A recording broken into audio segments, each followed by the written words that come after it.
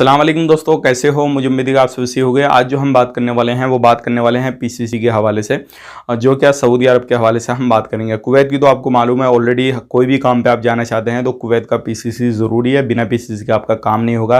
अब क्या आप सऊदी अरब का ज़रूरी हो गया या फिर सेटिंग से काम हो रहा है, क्या चल रहा है क्या नहीं चल रहा, वो सारी चीज़ें मैं आपको बताने वाला हूँ। तो चलिए फिर बिना देरी के वीडियो शुरू करते हैं।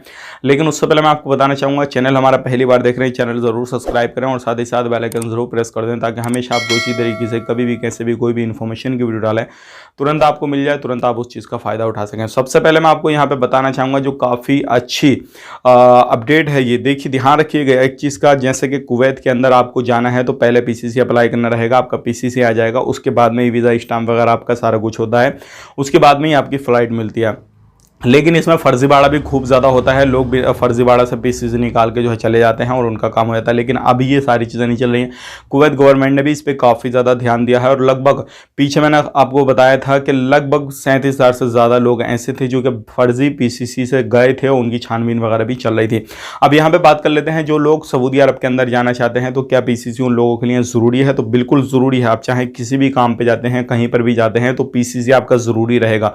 ध्यान रखिएगा। हाँ, ये अलग चीज़ हो सकती है कि आपका जो ऑफिस वाला है जिससे आप काम करा रहे हैं, वो जो सर्विस चार्ज है हो सकता है उसको इंक्रीज कर दे और उसी के अंदर वो पीसीसी का मसला कर ले। वो कुछ भी कर सकता है, वो डिपेंड आपके ऑफिस वाले के ऊपर करता है। लेकिन अगर आपका पीसीसी तैयार है तो अच्छी बात है, नहीं है तो आप अपना पीसीसी के लिए अप्लाई कर दें।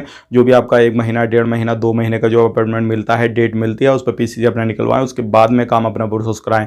अगर आप सऊदी अरब की जाने की सोच रहे हैं तो पीसीसी के लिए अपना अप्लाई पहले ही कर दें, नहीं तो आपको उधर सर्विस चार्ज ज़्यादा देना होगा।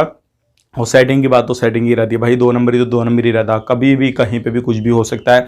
वो अलग चीज़ है अगर आप नहीं पकड़े जाते हैं, लेकिन पकड़ गए, छानबीन होगी तो सारी चीज़ें आपको भी परेशानी आ गई, जो आपको भेजेगा उसको भी परेशानी आ गई। तो ये सारी चीज़ें होती हैं। लेकिन बहुत सारी चीज़ें ऐसी होती हैं, आपको मालूम है इंडिया है, इंडिया के अंदर जो भी चीज़ है बंदा हर तरीके से करने की कोशिश करता है, चाहे वो गलत काम हो, गलत तरीके से कागजात बनाने की बात हो, कुछ भी हो, हर तरीके से जो चीज़ों को पॉसिबल करने की कोशिश करता है। लेकिन फिर भी गवर्नमेंट इतनी सतर्क रहती है इन चीज़ों में।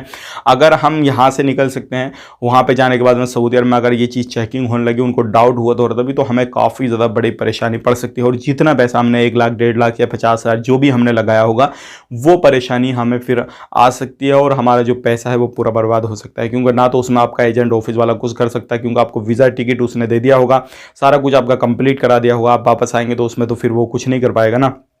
क्योंकि अगर आपका पीसीसी नकली मिला या कुछ भी हुआ तो पीसीसी का काफ़ी ज़्यादा ध्यान रखें। और जो चीज़ क्लियर हो तो अच्छी बात है। अगर जेन्युइन तरीके से आपका पीसीसी बन रहा तो कोई इशू नहीं है, आप कहीं भी जाएं, कहीं बेटेंशन हो गए, कहीं पे भी जा सकते हैं। वीडियो अच्छा लगा लाइक कर दें, और पीसीसी आपके लिए ज़रूरी होगा, मस्ट हो गया, जिस तरीके से कुवैत के लिए है। आप अपना ख्याल रखें, अपनी फैमिली वालों का ख्याल रखें। Take care, bye bye.